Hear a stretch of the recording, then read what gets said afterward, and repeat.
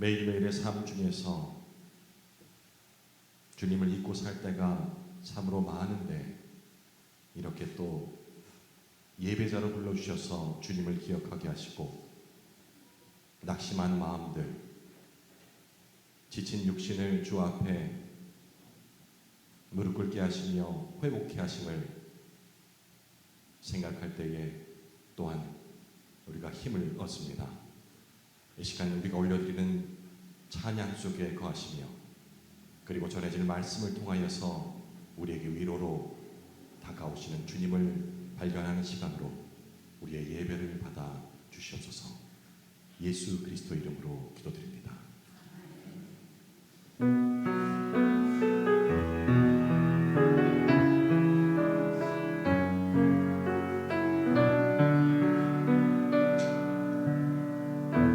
하늘의 문을 여소서. 하늘의 문을 여소서. 이곳을 주목하소서. 주를 향한 노래가 꺼지지 않으니 하늘을 열고 보소서. 이곳에 임재하소서. 주님을 기다립니다. 기도의 향기가 하늘에 닿으니 주여 임재하여 주소서. 이곳에 오셔서 이곳에 앉으소서. 이곳에서 드리는 예배를 받으소서. 주님의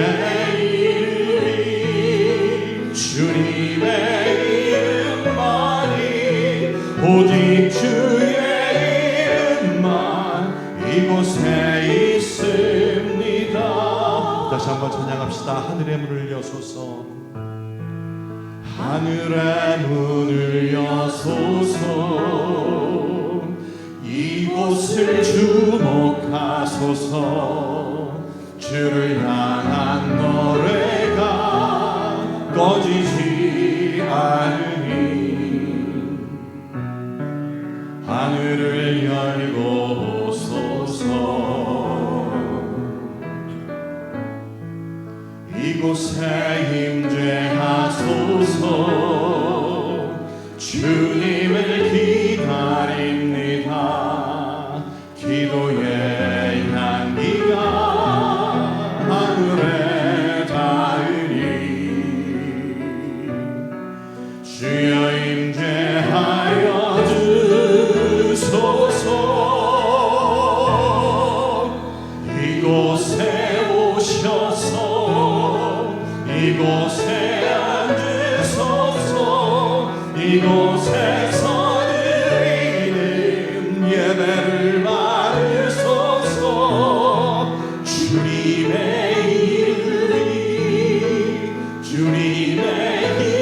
이름만이, 오직 주의 이름만 이곳에 있습니다. 이곳에 오셔서 이곳에 앉으소서. 이곳에서 드리는 예배를 받으소서. 주님의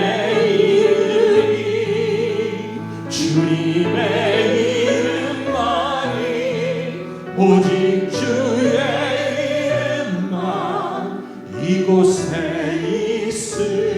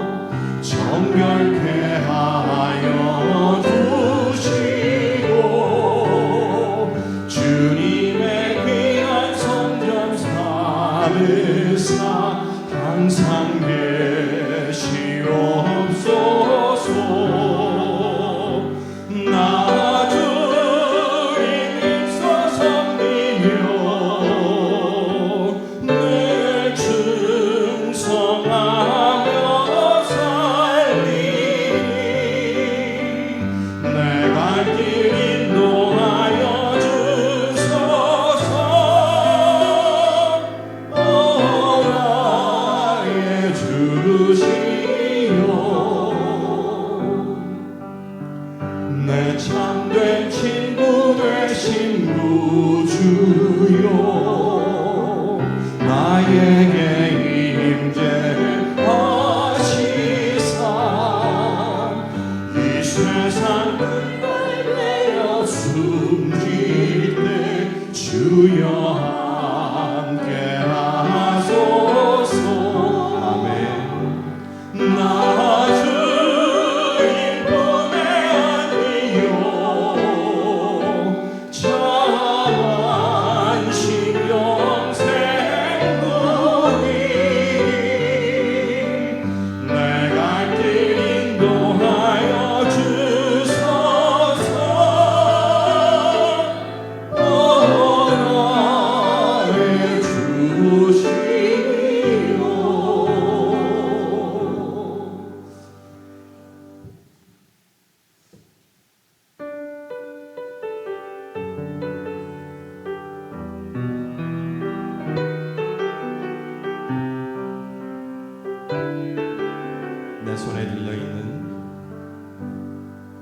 내 손에 들려있는 지팡이 사용하셔서 주님만이 주 되심을 나타내소서 맡겨주신 사명을 감당할 힘을 주시고 주 이름만 높이게 하소서 완악한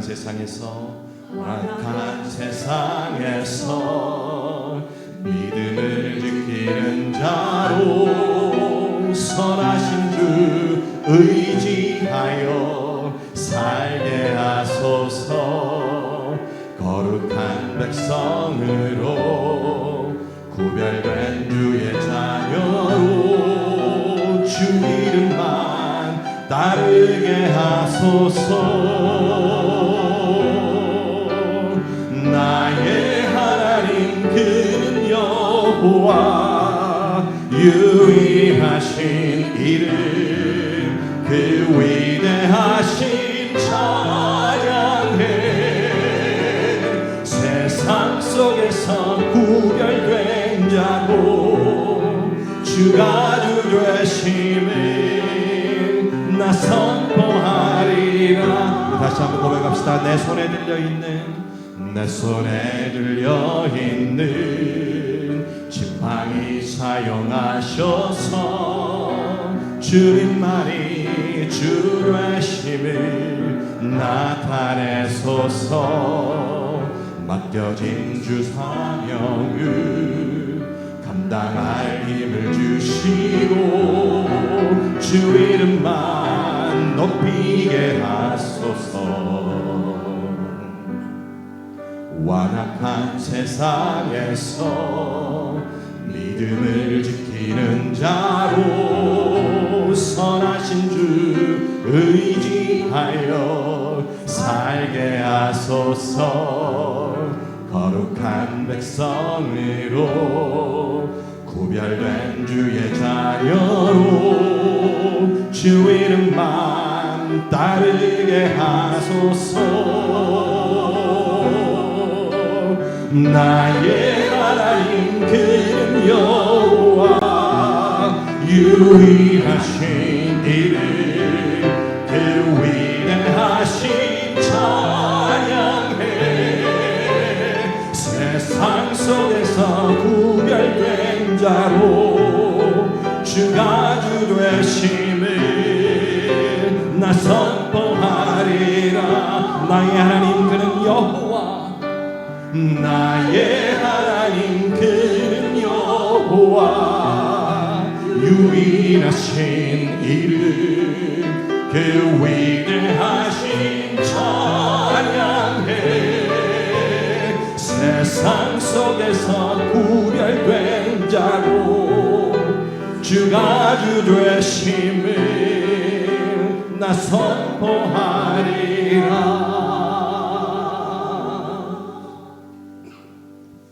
우리 시간 함께 기도드리기 원합니다. 내가 가진 것이 무엇이 있는지 내 능력을 그리고 나의 힘을 생각할 때 아무것도 할 수 없고 주의 영광을 어떻게 드러낼 수 있을지 막막한 우리에게 주님께서 말씀하십니다. 나에게 주신 아무것도 아닌 것 같은 그 지팡이를 사용하셔서 오직 주만이 주 되심을 보이겠으니 나를 믿고 그 길을 걸어라. 그 힘은 나로부터 오는 것이 아니라 바로 주 예수 그리스도의 이름을 부르짖을 때 오신 것임을 찬송을 통해 고백을 드렸습니다. 우리가 기억해야 될 것은 나의 이름이 아닌 바로 주 예수 그리스도의 이름만이 바로 유일한 우리의 구원이 되십니다. 그 위대하심을 생각할 때에 비록 세상에서 넘어지고 지치고 앞이 보이지 않는 것 같은 그러한 환난과도 같은 세상 속에서 우리가 걸어갈 수 있음을 알기에 우리가 예배자로 이 자리에 모였습니다. 우리가 드린 찬양이 그저 우리의 감흥을 불어낸 것이 아니라 그 찬양 가운데 임하시는 성령의 임재를 누림으로 성령의 깨달으심, 우리를 깨우쳐 주심으로 예수 그리스도께서 하신 말씀들을 떠오르게 하는 것입니다. 예배는 바로 하나님께 올려질 그 기도의 말씀을 생각나게 하며 또한 다짐하게 하는 그런 시간임을 우리가 기억하고 이 시간 성령의 임재를 구하며 함께 기도드리겠습니다.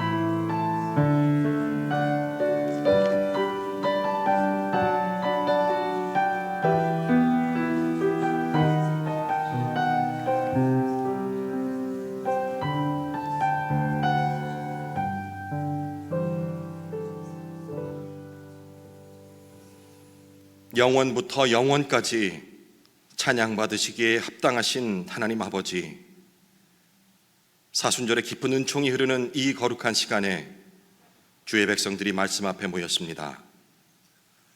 오늘부터 시작되는 에베소서 강해를 통해 우리가 땅의 결핍에 매몰된 그러한 인생이 아니라 창세전부터 계획된 하늘의 복을 받은 존귀한 존재임을 깨닫게 하옵소서. 우리의 얄팍한 도덕적 의지와 자기 위안이 십자가 앞에 내려지게 하시며 오직 그리스도 안에서 베푸시는 하나님의 일방적인 예정과 또 선택의 신비 앞에 압도되게 하옵소서. 성령께서 우리의 마음의 눈을 밝히사 복음의 주도권이 내가 아닌 하나님께 있음을 고백하는 복된 시간이 되게 인도하옵소서. 우리를 구속하신 예수 그리스도의 이름으로 기도드립니다. 아멘.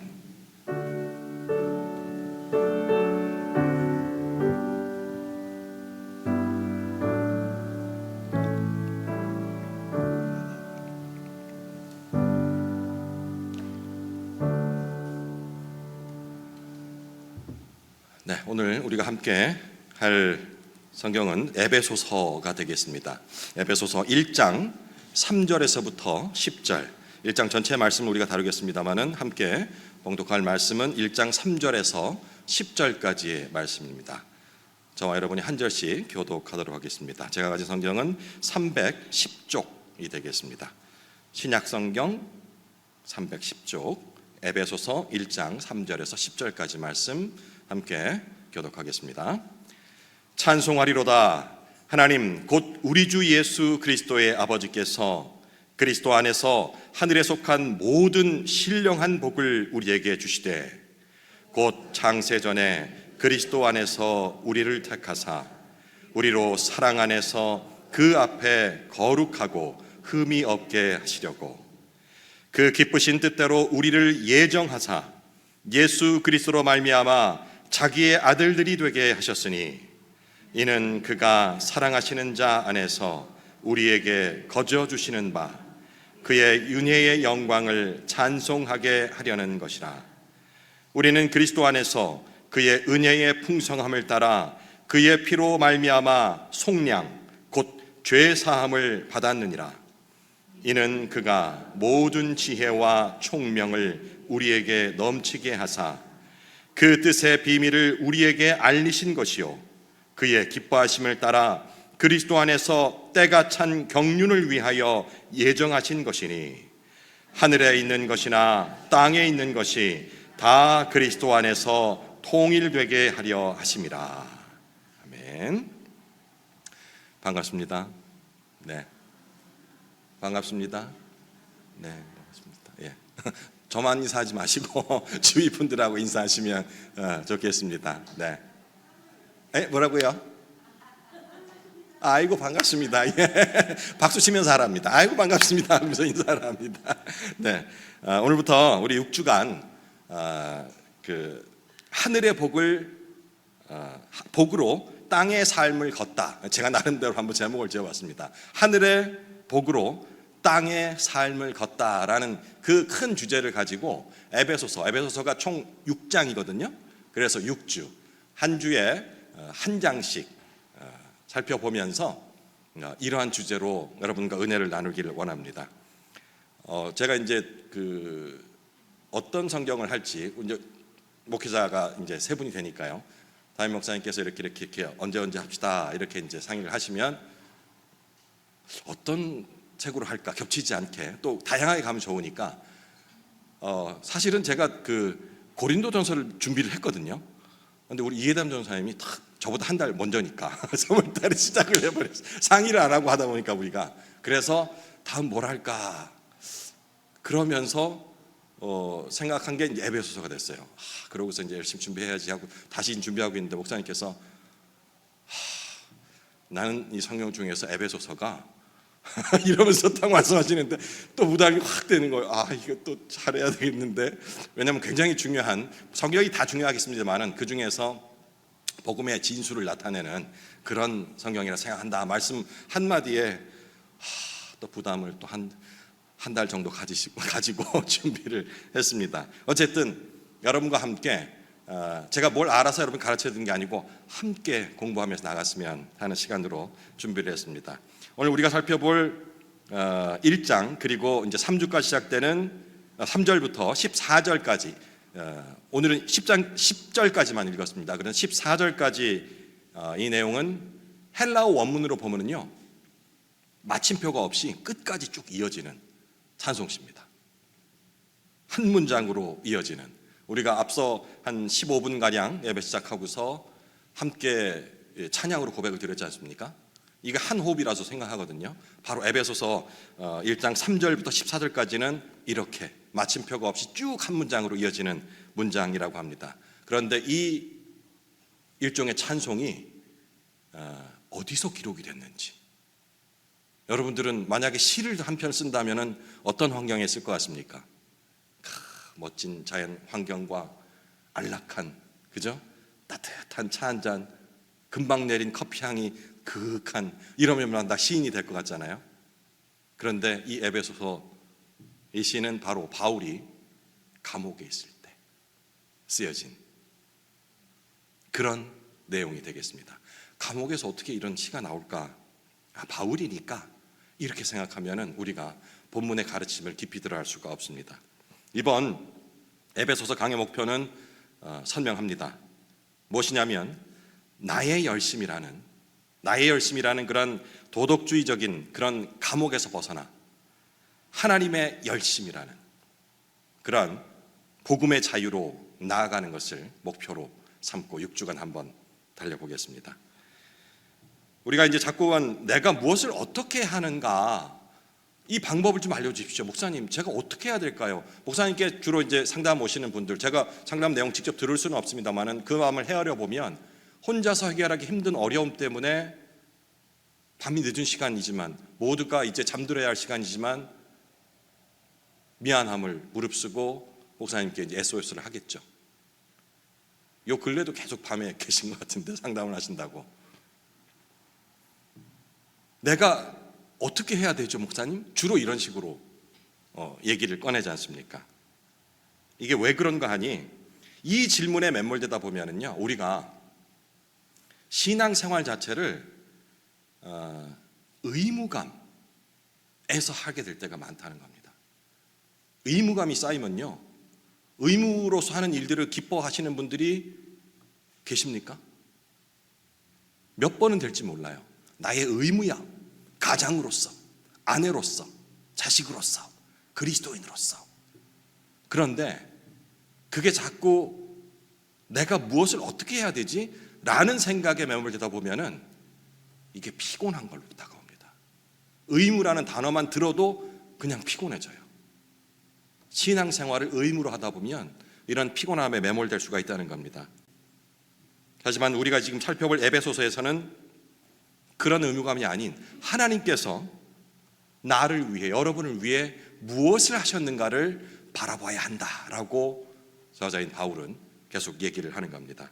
이번 시리즈를 통해서 우리의 정체성이 그런 세상의 어떤 성취나 이런 것들이 아니라 그리스도 안에서, 요거 중요합니다, 이미 완료된, 완료하시죠? 이미 완료된 그런 하나님의 사역 위에 있다라는 것을 발견해 나갔으면 좋겠습니다. 간단히 1주, 2주, 3주에 6주 때까지 설명을 드리면, 오늘은 우리 구원의 기원이라 할 수 있는 하나님의 예정 그리고 선택, 이 예정과 선택이라는 부분을 살펴볼 것이고요. 2주차에는 다음 주는 이제 사순절 기간인데 바로 고난주간이 됩니다. 그래서 고난주간 동안에는 십자가로 담을 허무신 이 화평의 복음에 대해서 살펴보겠습니다. 3주차에는 부활주간이죠, 그죠? 부활의 능력으로 새 사람을 입는 우리의 실존적인 그런 존재에 관한 부분을 살펴보고요. 그리고 4주차에는 우리가 그렇게 빛의 자녀로 부름 받아서 세상 속에서 살아가는 원리, 이 원리는 바로 자발적인 순종의 윤리라는 것을 우리가 각성을 해야 하거든요.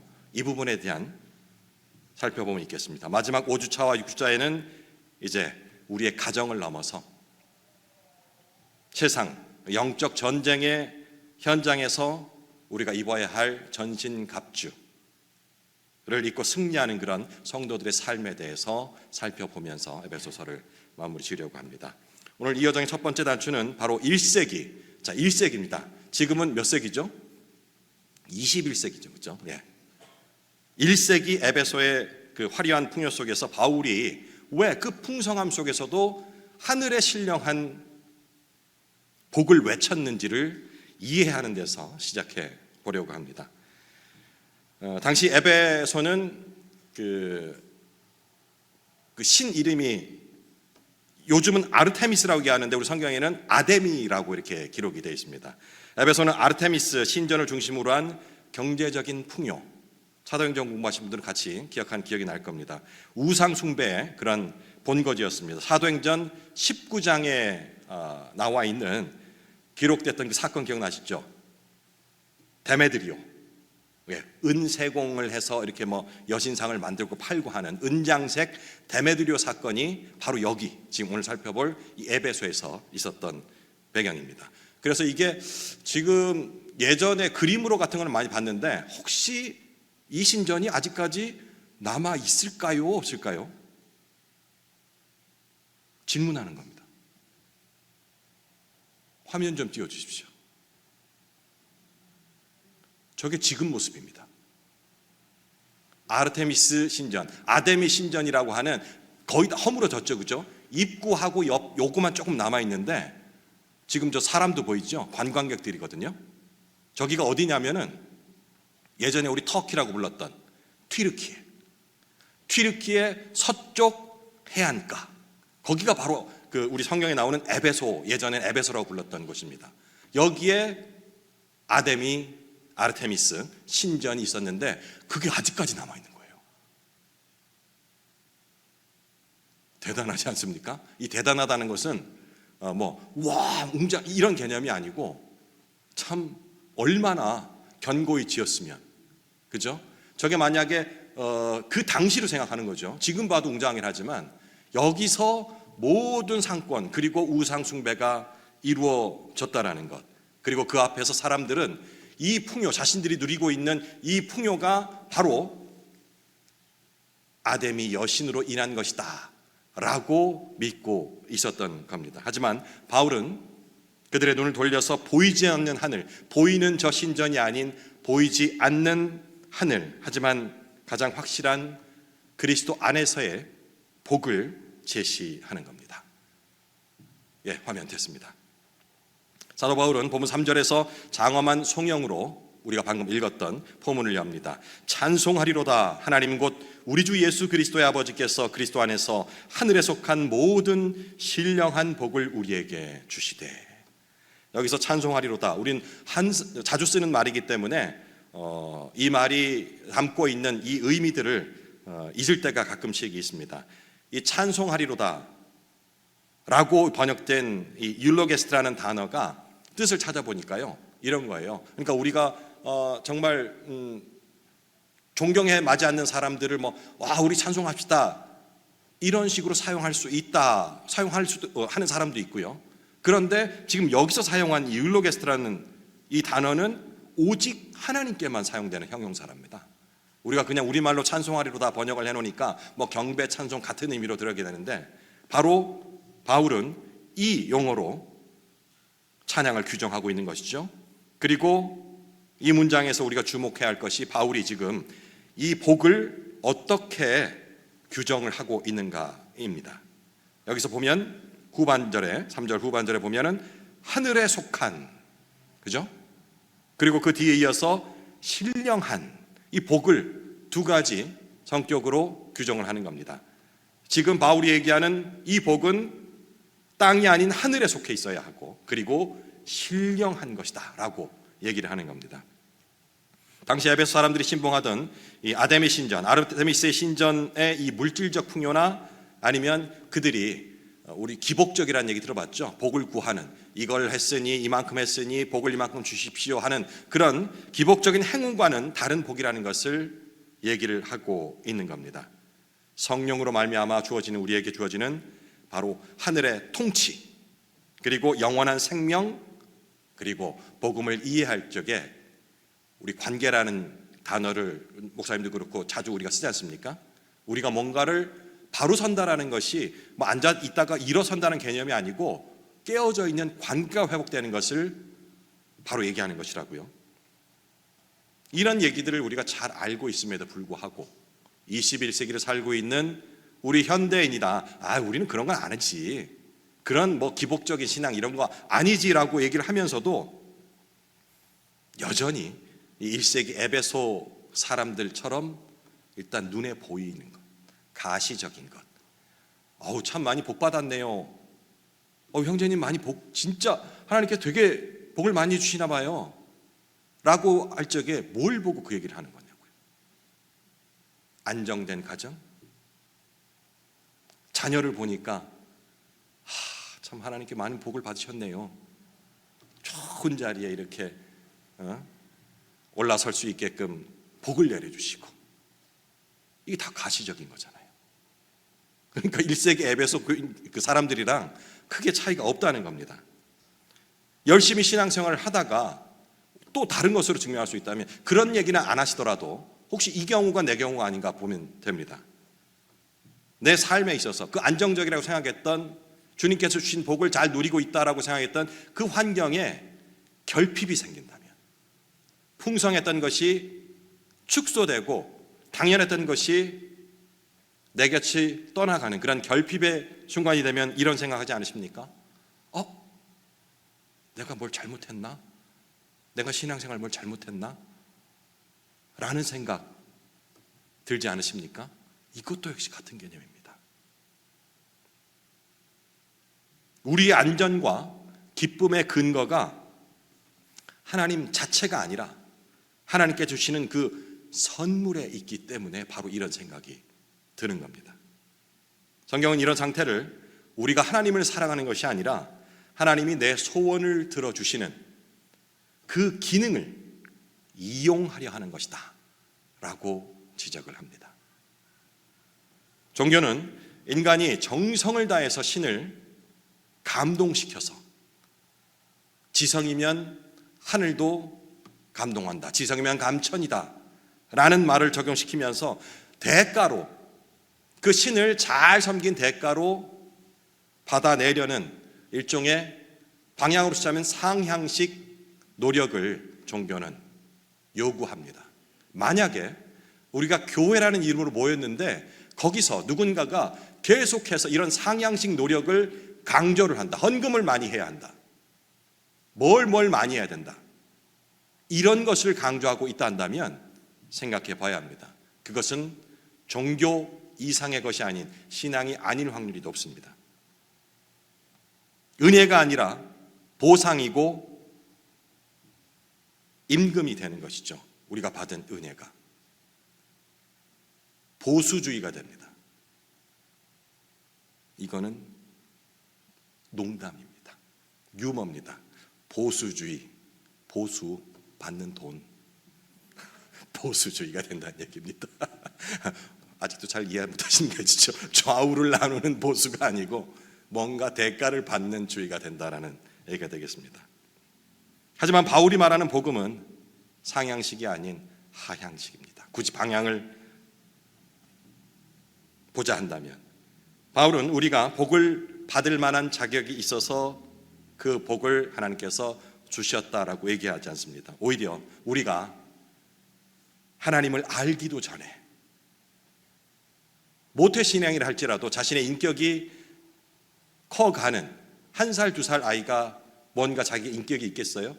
생각하기 시작하면서부터 생기게 되는데 바울은 그보다 훨씬 전에, 우리가 하나님이라는 존재를 인지하기도 전에 그리스도 안에서 이미 모든 신령한 복을 주셨다라고 지금 완료형으로 얘기를 하는 겁니다. 종교는, 다시 한번 생각해 보자면, 종교는 내가 무엇을 해야 복을 받을 수 있을까를 가르쳐 주는 것입니다. 하지만 복음은 그리스도께서 나를 위해 무엇을 하셨기에 내가 지금 이 복을 누리고 있는가를 깨닫게 하시는 것이죠. 이 신령한 복은 세상이 줄 수도 없지만 동시에 세상이 빼앗을 수도 없는 것이다 라고 얘기를 하는 것이죠. 이 모든 복의 열쇠는 바로 그리스도 안에서라는 이 단어에 있습니다. 에베소서 1장에서만 우리가 지금 읽은 구절 내에서는 7번, 그리고 읽지 않은 나머지 1장 본문에서만 그리스도 안에서라는 이 문장이 10번이 나옵니다. 얼마나 중요한지, 그죠? 목사님 말씀하셨죠. 편지 서신이든 모든 글에서 1장 제일 서두는 그 하고자 하는 말들에 대한 핵심을 담아놓은, 키워드만 담아놓은 부분이라고요. 그래 1장을 잘 읽으면 그 이후에 어떤 식으로 전개될 것이라는 걸 알게 되는데, 바울은 바로 에베소서 1장 내에서만 그리스도 안에서라는 이 문장을 10번이나 사용을 했다는 겁니다. 복음의 핵심 중에 핵심이라 할 수 있겠죠. 그럼 왜 하나님이 우리에게 신령할 복을 주실까요? 이뻐서? 기특해서? 안쓰러워서? 그 이유는 바로 우리가 예수 그리스도와 신비적인 연합을 이루고 있기 때문에 라고 얘기를 하는 겁니다. 성부 하나님께서 성자 하나님을, 예수님을 바라볼 때 느끼시는 그 느낌, 적절한 비유는 아닙니다만은 부모가 자녀를 바라볼 때, 아버지가 그 아들을, 딸을 바라볼 때 느끼는 그 무한한 만족과 사랑, 이것이 그리스도 안에 있는 우리에게 그대로 전가가 되는 것입니다. 예수님께서 십자가에서 모든 저주를 대신 지셨기에 그분 안에 거하는 우리는, 신비로움으로 연합된 우리는 저주 대신 하늘의 상속자라는 신분을 얻게 된 것입니다. 십자가는 우리에게 이 복을 주시기 위해 하나님이 치르신 가장 고통스럽고 비싼 대가가 되겠습니다. 우리가 그 은혜를 얘기할 적에 저도 마찬가지고요. 은혜는 값없이 받은 선물이다라는 표현을 많이 하지 않습니까? 그런데 이 표현에만 머물러 있다 보면은 절반 밖의 깨우침이 없게 됩니다. 그러면서 왜 그 말을 하느냐? 보는 관점, 어떤 시각에 따라서 보느냐에 따라서 달라진다는 것이죠. 이렇게 값없이 받은 선물을 일하는 것에만 매여서 은혜를 생각하다 보면은 그 고마움에 대해서 우리가 자꾸 무뎌집니다. 하지만 그 반쪽, 그 이면에 있어서는 방금 살펴보았듯이 나의 노력이나 희생이라는 관점에 봐서는 내가 한 일이 아무것도 없으니 거저 받은 선물이라는 개념이 성립되겠지만, 예수님이 왜 십자가에 달렸을까? 예수님의 십자가가 왜 우리에게 필요할까라는 관점으로 본다면 이 은혜는 우리가 누리는 가장 비싼 대가를 치른 결과라고 생각할 수 있습니다. 우리가 은혜를 생각할 적에 항상 이 두 가지 개념을, 값없이 받은 선물이라는 것, 그리고 가장 비싼 대가를 치른 결과라는 이 사실을 동시에 생각을 할 수 있어야 합니다. 사순절 기간은 바로 이번이 사순절 5주째가 되는 기간입니다. 이번 주간이 눈에 보이는 복이 아니라 나를 위해 당신의 전부를 내어주신 예수 그리스도라는 가장 큰 복을 감격해하는 그 연습을 하는 시간이라 생각을 합니다. 사순절, 우리가 입구에 들어오면은 빨간 휘장과 함께 그 위에 사순절이라는 글씨가 적혀 있는데 그걸 어떻게 읽으면서 오십니까? 제안을 드립니다. 사순절 5주, 다음 주는 이제 고난주간이 되는데 이 사순절은 예수 그리스도라는 우리에게 있어서 가장 큰 복을 우리가 온 마음으로 감격해하는 그러한 연습을 하는 시간으로 보내야 하지 않을까 생각합니다. 그것이 바로 그리스도인들이 이 세상의 결핍 속에서도 여유를 가질 수 있는 그런 유일한 이유이기 때문입니다. 지금 내가 뭔가 부족하다라고 느끼시는 분들이 있다면, 마음에 공허함이 있다면 그 원인이 나의 남편, 나의 자녀, 그리고 내 통장의 잔고, 그리고 깨어진 관계로 인한 것이라 할지라도 그것에서 사지를 하지 마시고 바로 그리스도라는 우리의 가장 큰 복을 통하여서 해결하시고자 하는 노력을 감격해하는 연습을 해야 되는 시간으로 삼으면 좋다라는 얘기가 되겠습니다. 제가 이제 부활절이 왜 매년 달라지는가, 누가 지난주 사랑방 모임에서 질문을 하는 걸 저보고 약간 따지듯이, 아니 부활절을 딱 정해놓으면 크리스마스처럼 12월 25일 하든지 아니면 4월 뭐 셋째 주, 둘째 주 하면 되는데 매년 달라지니까, 제가 왜냐하면 우리 찬양 대가 그래도 공식적으로 1년에 공식적인 우리 찬양대 사역을 한다면 부활절, 뭐 추수감사절, 성탄절 이때 아름다운 찬양으로 하나님께 올려드리는 그게 이제 주된 사역이라고 생각할 수 있는데, 이번 부활절이 4월 첫째 주로 좀 평소보다 좀 빨랐어요. 4월 5일이다 보니까 그날 딴 약속을 잡은 거예요. 그래서 너무 미안해가지고 아니 왜 부활절이 이렇게 딱 정해지면 내가 그거 피해가면 되는데 왜 잡혔을까? 이러고 질문을 하시더라고요. 여러분 혹시 아십니까? 부활절이 왜 자꾸 이렇게 날짜가 달라지는지? 잘 모르죠. 네. 왜 그런 거 아니? 태양력, 태음력, 그리고 요일을 세 개를 다 감안을 해서 하다 보니까, 그러니까 태양력으로 춘분이 지난 가장 큰 달이 뜨는 날 바로 다음에 오는 주일을, 일요일을 부활절로 한다라고 정해져 있기 때문에 그게 이제 매년 좀 달라지는 거예요. 네. 음력도 아니고 양력도 아니고, 그리고 음력 양력 섞여가지고 이거를 왜 그럼 그렇게 지었느냐? 이건 제가 한 게 아니고요. 그 초대교회 이후에 가장 공식적인 공의회라는 니케아 공의회에서 거기서 이제 규정을 지은 거예요. 부활절은 이러한 구성 요건을 가지고 정하자. 그러다 보니까 쭉 오는데, 이 이후에도 많은 논의들이 있었다고 합니다. 이게 계속 바뀌고 하니까 그냥 고정을 하자는 의견도 있었는데 지금까지 그 의견보다는 그냥 전통을 따르자라는 의견으로 가다 보니까 좀 달라지는 구절. 그래서 이걸 계산하려고 하면 안 되고요. 그냥 연초 정도 되면은 인터넷에서 올해 부활절 그리고 날짜 찾아보는 게 제일 빠릅니다. 저도 그렇게 하고 있습니다. 계산하려면은 저 언제 춘분 뭐 이런 계산하겠어요. 그러니까 그렇게 이해를 하시면 훨씬 쉽게 고민 없이 찾을 수가 있습니다. 아시겠죠? 예, 이거는 그냥 각설하고요. 이런 거 설명드린 이유가 사순절이나 부활절 이 왜 이렇게 많이 달라지질 않은 거기에 집중하다가 제가 말씀드린 사순절 기간이라든지 부활절의 의미 자체를 그냥 툭 넘어가는 수가 있어서 날짜가 언제냐, 이 기원이 뭐냐라는 것에 의문을 두지 마시고 그 의미를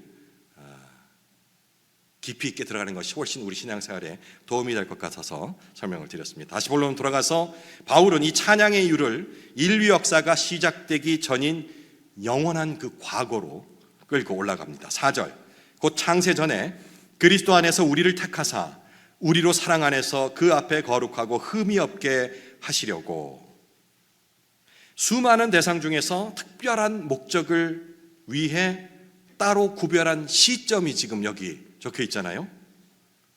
이 창세전이라는 이 단어가 어떤 분은 들으면서 굉장히 은혜가 될 수도 있고요. 또 어떤 분은 창세전 아무것도 없을 적에 벌써 이 내가 아직 나지도 않은 인류가 기원되기도 전에 나를 구별하여 선택하셨다고? 라고 의문이 드는 분도 계실 것이라고 생각을 합니다. 이 사실은 구원이 인간의 결단에 그런 기초한 사건이 아니라 그런 하나님의 작정, 영원한 작정, 지금 우리가 아닌 하나님입니다. 포커스가 있는 사건이라 하는 기독교의 기본 교리 중에 하나입니다. 신학적인 용어로 바로 예정론이라 하거든요. 많은 사람들이 이 예정론을 접하게 되면서 고개를 갸우뚱합니다. 이 예정론을 생각하다 보면 그러면 이미 내가 구원받을 존재로 선택이 되었다 한다면 아무 때나 막 살아도 되는 거 아니야? 그죠? 이렇게 생각할 수 있겠죠. 우리 성도님들은 다 착해서 그냥 그렇게 못되게 생각은 안 할 텐데 이 말 자체에 파고들다 보면은 그럼 이미 정해졌다면 내가 어떻게 살든지 간에 구원받는 거 아니야? 라고 생각이 어긋날 수도 있어요. 혹은 약간 좀 민주주의나 공평에 관해서 의미를 많이 두르신 분들은 아니 누구는 선택하고 누구는 버리시는 분이 하나님이라고? 그게 공평하신 하나님이야? 아니 내가 뭔가를 해서 그 결과에 의해서 버려진다면 모르지만 이미 태어나기 전부터 선택받을 사람 그 다음 버려질 사람이 구분되어 있다면 와 그게 무슨 공평하신 하나님이야. 그렇지 않습니까? 이런 생각이 들어요. 그리고 막 우리를 공격합니다. 그런데 바울이 지금 이 얘기를 꺼내는 것은 이 내용은 바로 이 교리를 가르치는 목적이 우리가 에베소서를 통해 깨달을 것은 그런 논쟁이 아니고 안식이라는 것을 뒤에 풀어서 얘기를 해요. 지금 했던 질문 그러면 답이 뭐라고요? 라는 것에 듣지 않고 이 창세전부터 우리를 택하신 이 예정론을 통해서 우리가 얻어야 할 것은 그런 논쟁이 아니라 바로 우리가 얻을 수 있는 참 안식이라는 이 점에 포커스를 맞추고 이 예정론을 이해하시면 좋겠습니다. 우리가 평생 살면서 타인의 시선과 또 사회적인 가치, 결과를 통해서 나의 존재를 좀 증명받으려고 하는 그런 본능적인 행위들을 많이 하지 않습니까? 그래서 직장에서 인정받지 못하거나 혹은 교회 공동체 내에서도 안으로 들어오지 못하고 자꾸 바깥으로 도는 듯한 느낌이 들 때에 자꾸 우리가 무너지거든요. 나는 선택받지 못한 존재가 아닐까라는 근원적인 두려움 때문에 자꾸 무너져 내리는 겁니다. 서두에 말씀드렸던 피곤한 인생을 살게 되는 것이죠. 누군가에게 끊임없이 선택되기 위하여 나를 증명해내야 한다라는 그런 강박에 사로잡혀 있다면 바로 피곤한 삶을 계속해서 살 수밖에 없는 겁니다. 하지만 복음, 이 예정이라는 이 단어는 딱딱한 그런 신학적인 이론으로서의 접근이 아니고 지칠 대로 지쳐버린, 뭔가 증명해내기 위해서 계속해서 살아왔던 나에게 더 이상 그런 행동이 필요 없다라는 하나님의 따뜻한 위로로 다가올 수 있다라는 점입니다. 하나님은 내가 얼마나 경건하게 살지, 얼마나 죄를 안 짓고 살지를 미리 내다보시고 조건부로, 그래 내가 선택했으니까 죄 지면 안 돼 라는 조건부로 선택하는 것이 아니고 이미 우리가 지음 받기 전에 선택하셨다라는 그 점을 통하여서 우리는 안식을 얻게 되는 겁니다. 무언가 노력을 해서 증명해내지 않아도 된다라는 그 사실, 바울은 5절에 이렇게 강조합니다. 그 기쁘신 뜻대로 우리를 예정하사 예수 그리스도로 말미암아 자기의 아들들이 되게 하셨으니. 이 말이 무슨 얘기입니까? 선택의 근거가 우리에게 있지 않고 우리 노력에 있지 않고 하나님의 기쁨에 있다라는 얘기죠. 로마서를 공부할 적에 작년인가요? 그 입양이라는 개념에 대해서 좀 우리가 살펴본 기억이 있습니다. 고대 로마 사회에서 이 입양이라는 것은 단순한 못 산 고아를 품어준다라는 그런 자선, 지금의 의미와는 달랐다라고 말씀드렸죠. 가문의 유산을 이어갈 후계자가 없을 때 법적으로 입양이라는 제도를 통하여서 완벽한 지위를 그에게 부여하고 나의 모든 권리를 입양자에게 상속되는, 그것이 바로 입양이라는 제도였습니다.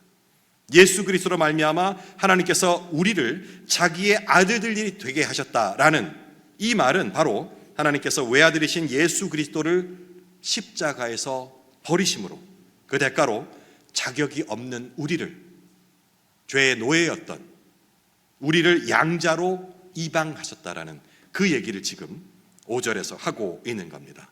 그러니 우리가 성도라는 얘기를 많이 쓰지 않습니까?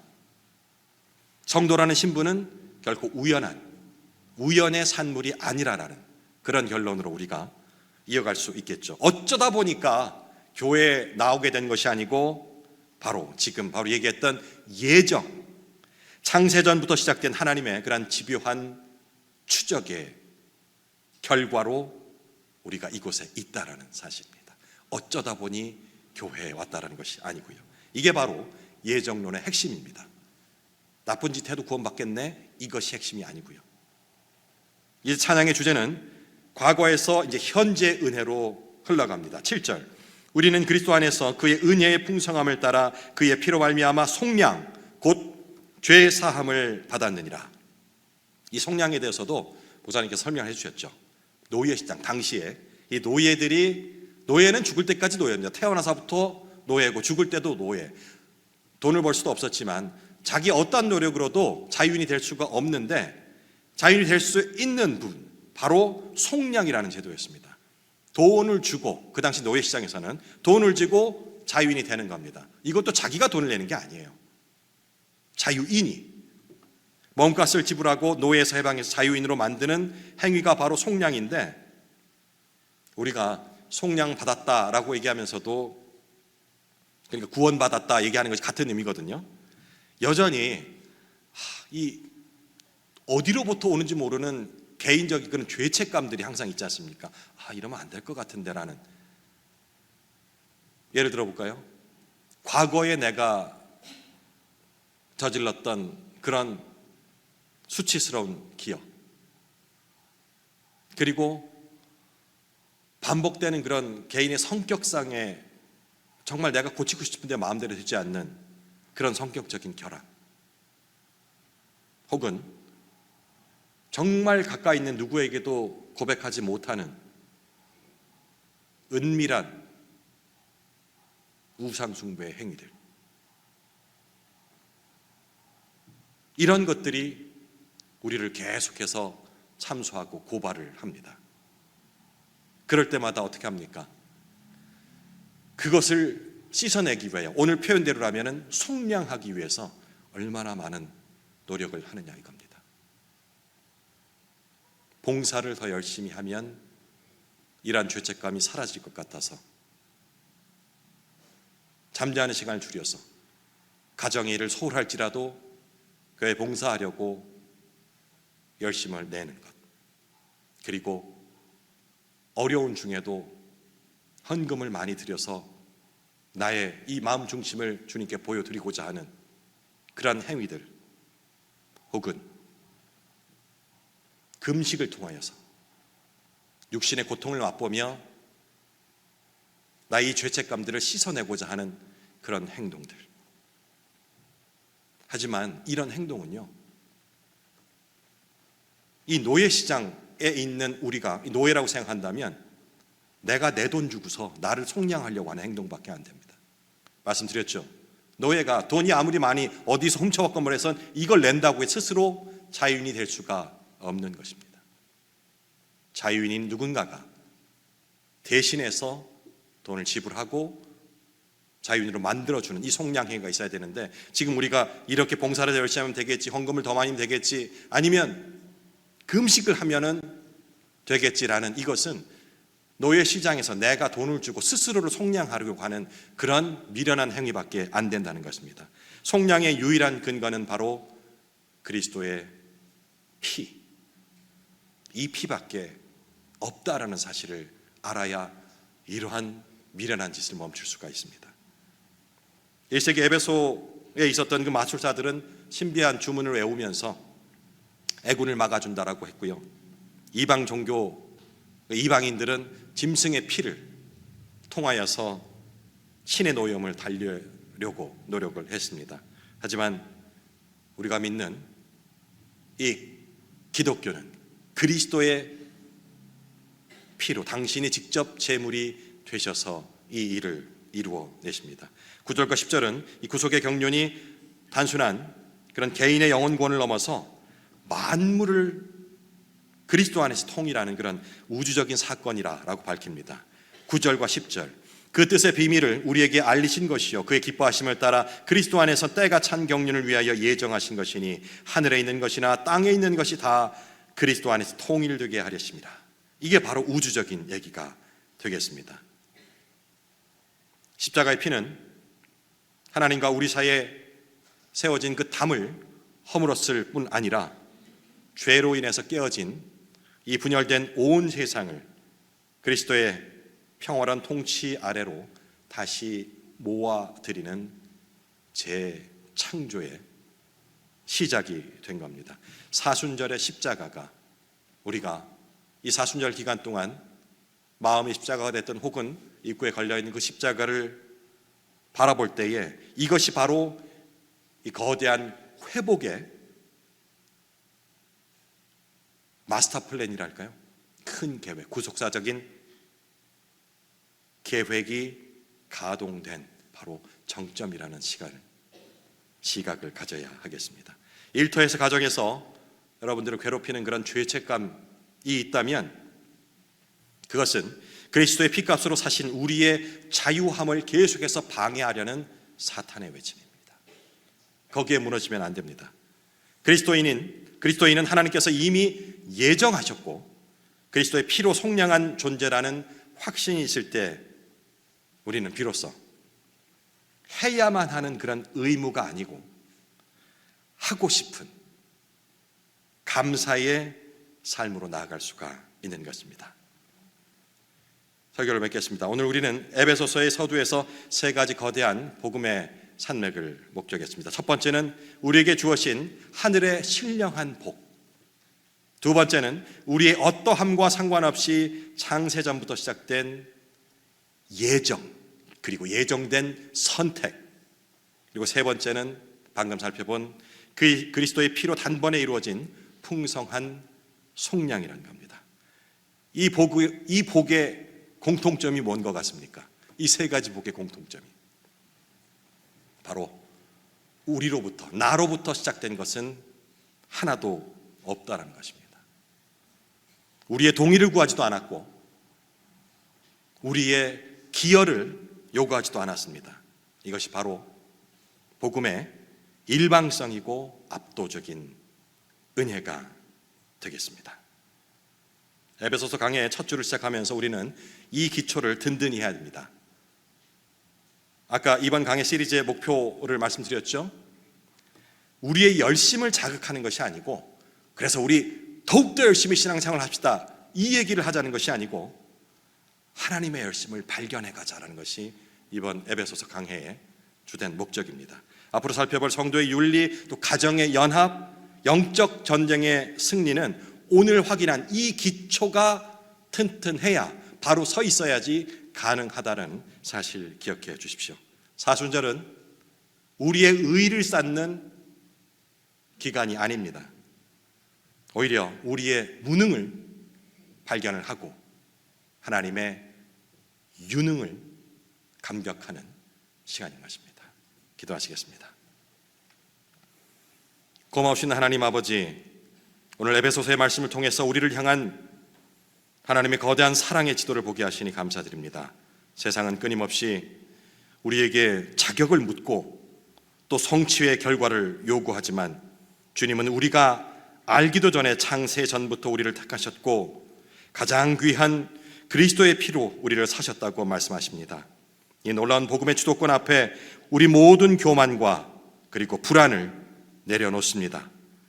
우리가 땅의 소유에 일희일비하지 않고 이미 받은 하늘의 신령한 복으로 인해 넉넉히 세상을 이기는 삶을 살게 하옵소서. 우리를 아들 삼아주신 그 풍성한 은혜를 따라 이 남은 사순절 기간도 십자가의 길을 기쁘게 걷게 하옵소서. 우리를 구속하신 우리 주 예수 그리스도의 이름으로 기도드립니다. 아멘. 우리 찬양으로 우리 결단을 고백하십시다. 오늘도 고단한 인생길, 또 힘겨운 시간이지만 오늘 배웠듯이 예수 그 이름 그리스도 안에서 우리를 풍성하게 하시는 힘을 누리십시다. 고단한 인생길, 힘겨운 오늘도 예수 내 마음 마시네.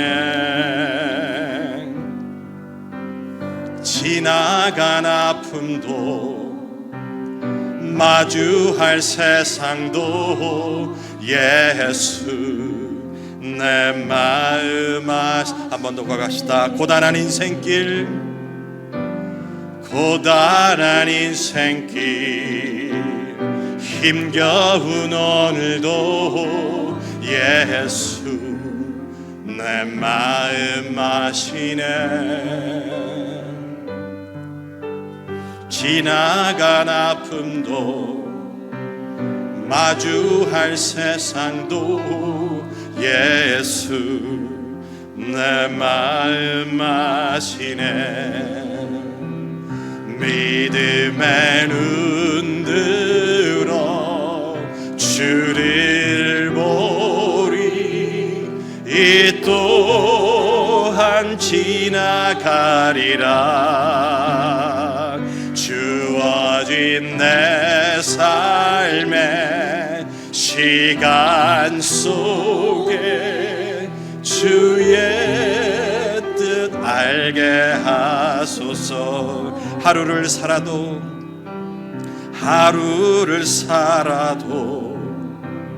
기쁨으로 가리. 예수 늘 함께 하시네. 후회도 염려도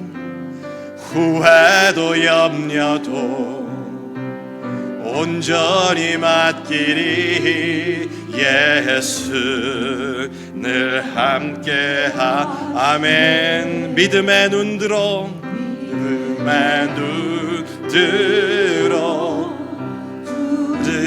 보리. 이 또한 지나가리라.